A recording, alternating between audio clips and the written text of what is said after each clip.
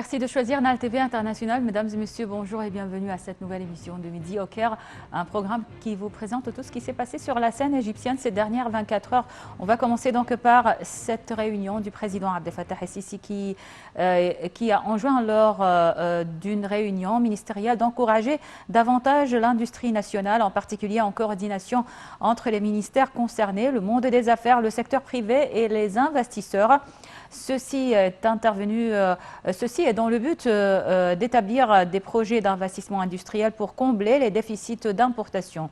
Le président El-Sisi s'exprimait hier lors de sa réunion avec le Premier ministre Mostafa Madbouli, le ministre de l'électricité et des énergies renouvelables Mohamed Shekel, le ministre des Finances Mohamed Maït et la ministre du Commerce et de l'Industrie Madame Nevin Gemer. Plus de détails donc sur cette réunion dans ce commentaire signé Marwa Arafa et Shahinaz Ismail. Le président Abdel Fattah el-Sisi a ordonné de renforcer les mesures visant à encourager la dépendance sur l'industrie nationale grâce à la coordination entre les ministères concernés, le monde des affaires, le secteur privé et les investisseurs, dans le but d'établir des projets d'investissement industriel. Lors de la réunion lundi du président el-Sisi avec le Premier ministre Mostafa Madbouli, ainsi qu'avec les ministres de l'électricité et des énergies renouvelables, des finances et du commerce et de l'industrie, il a souligné l'importance de la dépendance sur l'industrie nationale pour combler les déficits d'importation sur un certain nombre de composantes de production dans divers secteurs de développement, en particulier celui de l'énergie et de la construction. Le porte-parole officiel de la présidence de la République, l'ambassadeur Bassam Rodi, a déclaré que la réunion avait porté sur le suivi des efforts nationaux pour remplacer les importations et recourir plutôt aux produits locaux au profit de l'industrie nationale.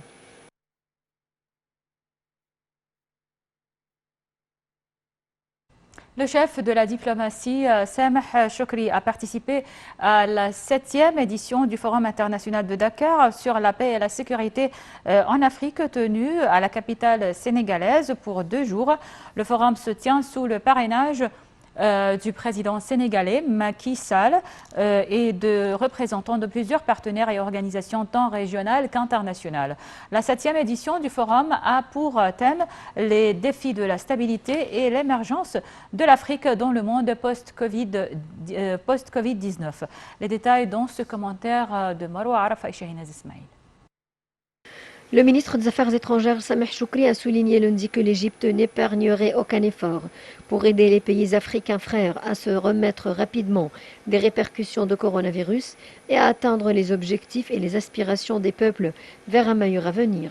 Choukri a tenu ses propos dans son allocution prononcée devant la première séance plénière de la 7e session du Forum international de Dakar sur la paix et la sécurité en Afrique, tenu sous le thème « Le continent africain et le monde dans la phase post-coronavirus ».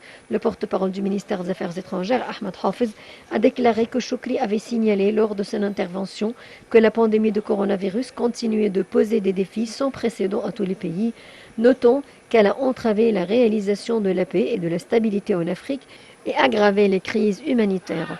Au cours de sa visite à Choukri a remis un message du président Abdel Fattah el-Sisi à son homologue sénégalais Macky Sall. Le message comprend des moyens de renforcer les relations entre les deux pays frères, ainsi que de questions et sujets d'intérêt commun et des aspects du renforcement de la consultation et de la coordination entre les deux parties au cours de la prochaine étape, a déclaré le porte-parole du ministère des Affaires étrangères Ahmed Hafez.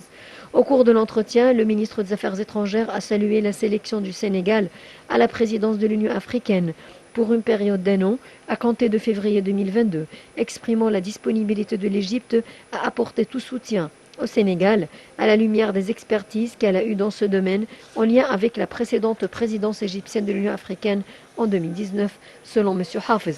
Sameh Choukri a également salué l'organisation par la partie sénégalaise du Forum international de Dakar sur la paix et la sécurité en Afrique, qui reflète l'intérêt du président sénégalais pour les questions du continent africain.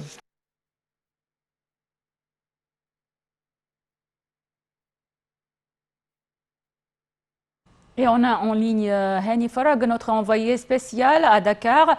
Il est à Dakar donc pour couvrir le Forum international de Dakar sur la paix et la sécurité en Afrique. Bonjour Hani.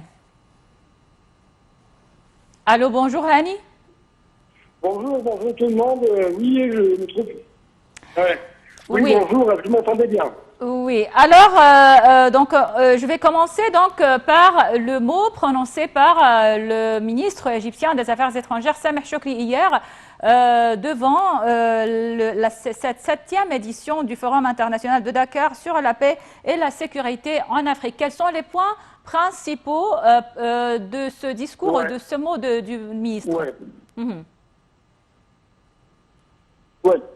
Bon, en fait si je peux dire, ce forum international de Dakar sur la paix et la sécurité a été lancé hier et il va durer pendant 2 jours. Bien sûr, il y a ce dont très important, très intéressant, c'est les enjeux de stabilité d'émergence en Afrique dans un monde post-Covid-19.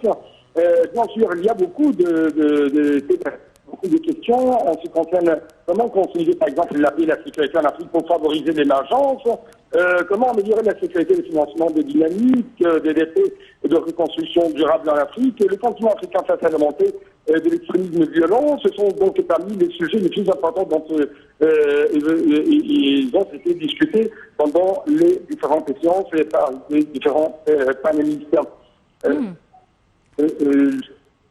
Oui. Justement, je dois vous dire que ce forum acquiert une grande importance actuellement, puisque l'Afrique se trouve dans des conditions tout à fait difficiles en ce qui concerne la sécurité, en ce qui concerne la défense contre le Covid-19. Et bien sûr, il y avait des critiques qui ont été faites à partir d'hier par les leaders africains, justement à cause de certaines discriminations en ce qui concerne la santé, en ce qui concerne la distribution des vaccins. Et justement, il y avait une réponse de la part des leaders européens comme monsieur le président du Conseil européen, M.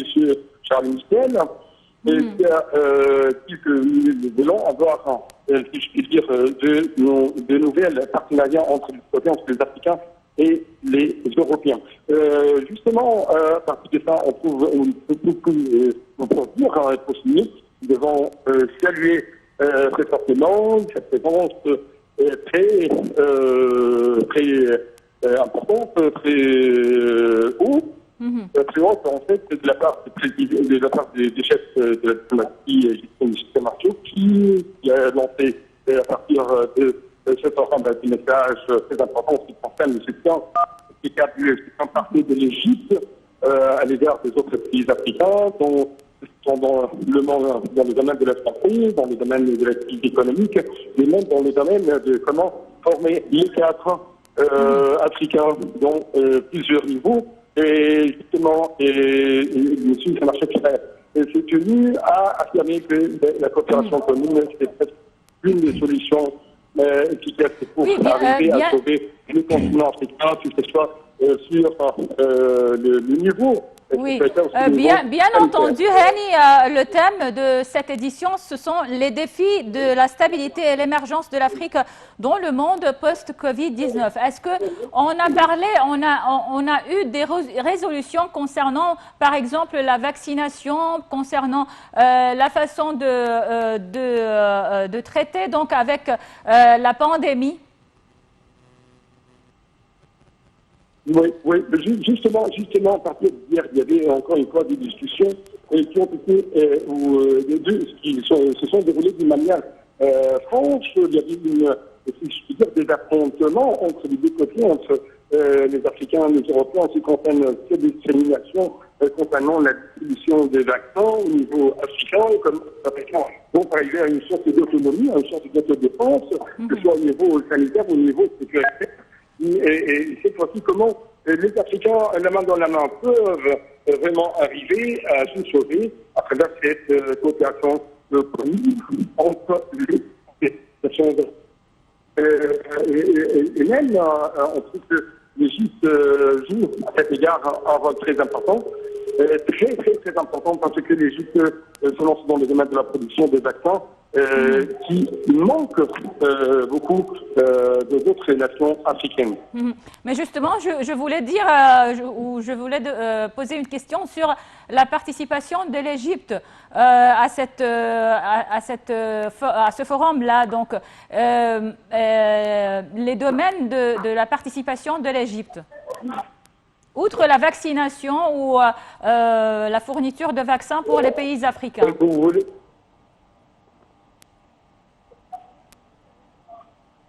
Oui, encore une fois, l'Égypte voit, voit que le continent africain va arriver à une sorte d'autonomie, à une sorte d'autodéfense contre le Covid-19.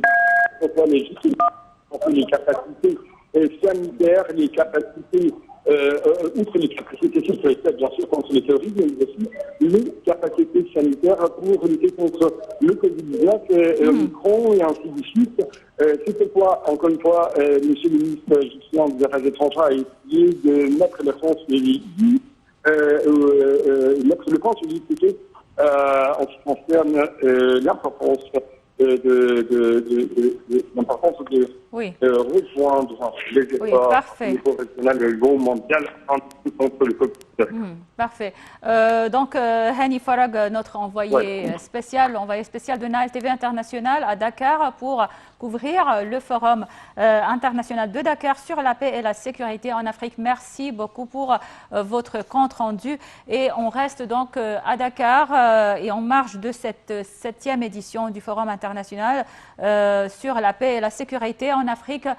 Notre envoyé spécial, Hani Farag, a eu cette interview avec le ministre nigérian des Affaires étrangères. Donc, regardons ensemble ce reportage.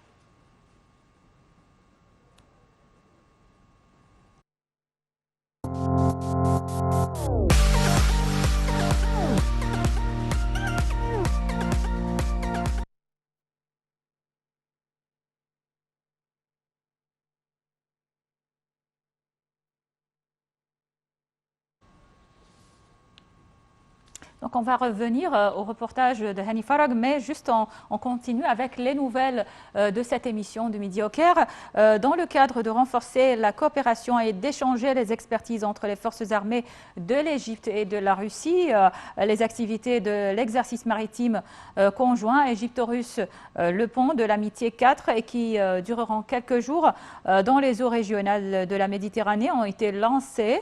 Les forces armées russes participant aux activités ont été accueillies à la base maritime d'Alexandrie à Ras el-Tin. Le commandant des forces navales, le général Ahmad Khaled Hassan Saïd, a prononcé un mot où il a salué la coopération militaire entre les deux pays. Cet exercice naval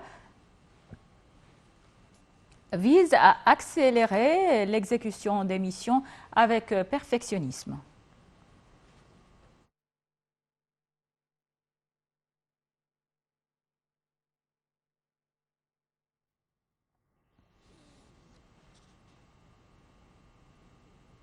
Achèvement de l'exercice conjoint égypto-jordanien Aqaba 6, auquel ont participé des éléments des forces terrestres, navales et des éléments des forces spéciales des deux pays, des éléments des forces de commando égyptiennes et des forces spéciales jordaniennes ont organisé des exercices communs d'attaque de foyers terroristes, de mise en liberté des otages et de sécurisation des bâtiments. Cette étape a montré le niveau distingué de tous les éléments participants et leur capacité de mener un travail collectif pour accomplir toutes les missions conjointes sous n'importe quelle condition.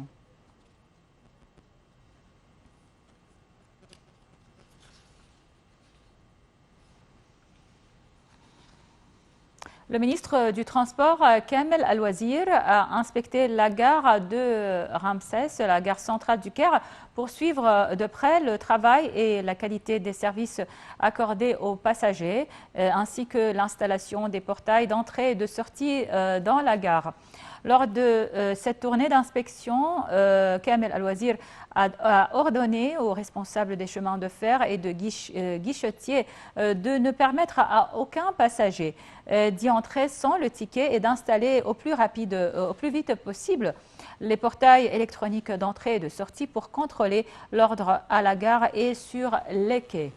On passe à une autre nouvelle concernant donc le coronavirus. L'Égypte a mis en place 14 sites de vaccination dans les centres commerciaux et les stations de métro en vue de renforcer sa campagne de vaccination anti-Covid-19. Des centres de vaccination ont été également installés dans les clubs sportifs et les centres de jeunesse, plus de 96 centres d'enregistrement ont été établis pour aider les citoyens à s'inscrire afin de recevoir les vaccins. L'Égypte n'a détecté jusqu'à présent aucun cas du nouveau variant Omicron. Les autorités sanitaires ont annoncé avoir pris toutes les mesures nécessaires en vue de contrôler la situation à travers le pays en prévision de l'apparition de nouveaux cas contaminés par le variant Omicron. Le ministre de la Santé par intérim, Khaled Abdelghaffar, a déclaré que plus de 14 millions de personnes avaient reçu les 2 doses du vaccin anti-coronavirus, alors que près de 27 millions d'autres personnes n'avaient reçu qu'une seule dose.